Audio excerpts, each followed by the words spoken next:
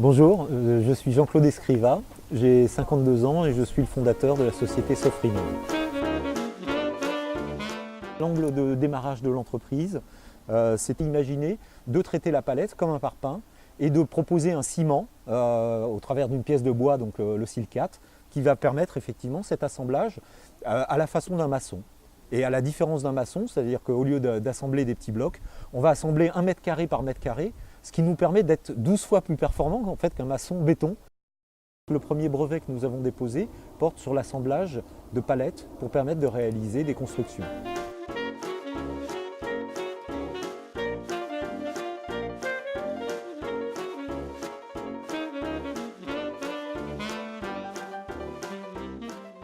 C'est une entreprise qui est positionnée dans le domaine des green clean tech. Le green, tout le monde en fait, tout le monde lave plus vert. Donc effectivement, on va utiliser des matériaux nobles, des matériaux qui sont le bois. Le clean pour tout ce qui est recyclage, qui est le deuxième aspect effectivement qu'on peut mettre en avant.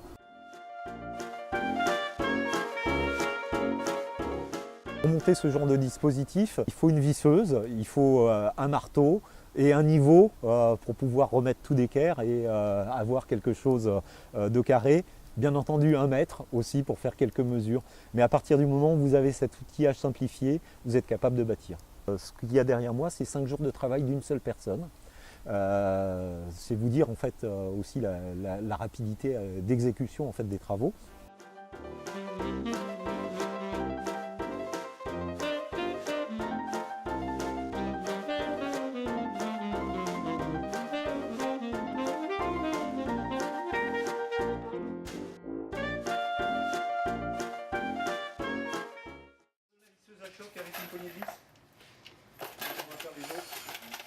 Le bois, oui, c'est un matériau qui est connu, qui est pratiqué depuis une éternité.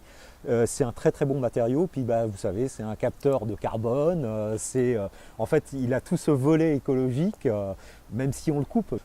Quand on coupe un arbre, on en replante un. Le bois est un matériau souple. Donc là où vous avez effectivement des zones où ça tremble, une construction en bois va résister beaucoup mieux qu'une construction de béton.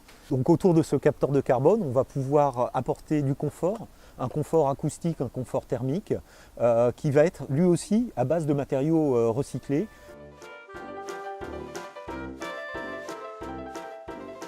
Aujourd'hui, on a pris contact avec les gens de Métis, le relais. Ces gens ont mis en point un processus industriel qui permet de broyer ces vêtements et d'en faire un matériau isolant. Donc c'est du Métis, c'est de la boîte de cellulose, c'est pareil, c'est du matériau recyclé. La construction palette, c'est aussi proposer en fait un débouché de recyclage efficace de tous ces produits-là qui seraient perdus entre guillemets si on ne les utilisait pas pour construire.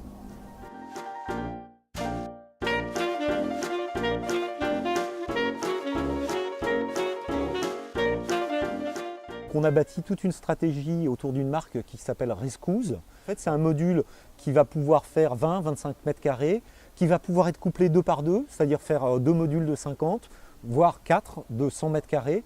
Et l'idée, c'est effectivement de laisser aux gens la capacité de pouvoir le faire eux-mêmes. La partie Rescousse, c'était répondre aux prescriptions de la Croix-Rouge. Un abri, ça doit apporter la dignité, ça doit donner de la sécurité, et ça doit permettre le respect de la vie privée.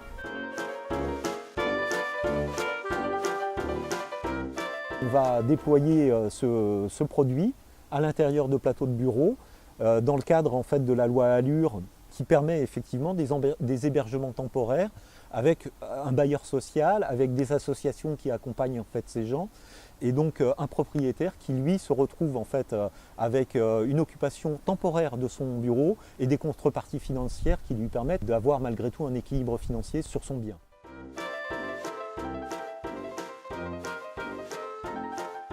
Et la réglementation française en fait, nous autorise à travailler sur ce qu'on va appeler des habitations légères de loisirs. Pour réaliser des bungalows standards, donc bungalows qui seront effectivement de 40 mètres carrés maximum, donc on va faire 25, 30, 40.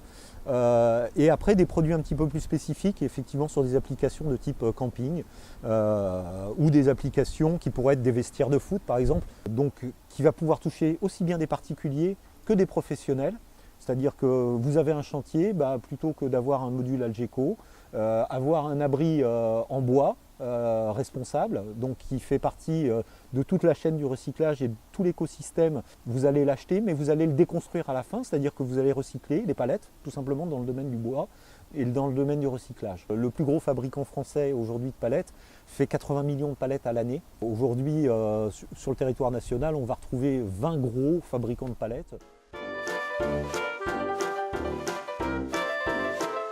Le dernier marché, c'est effectivement ce marché d'atelier ou de licence pour l'export et de transfert de compétences et de valorisation en fait, du savoir-faire local pour que les gens s'approprient en fait, cette méthode constructive.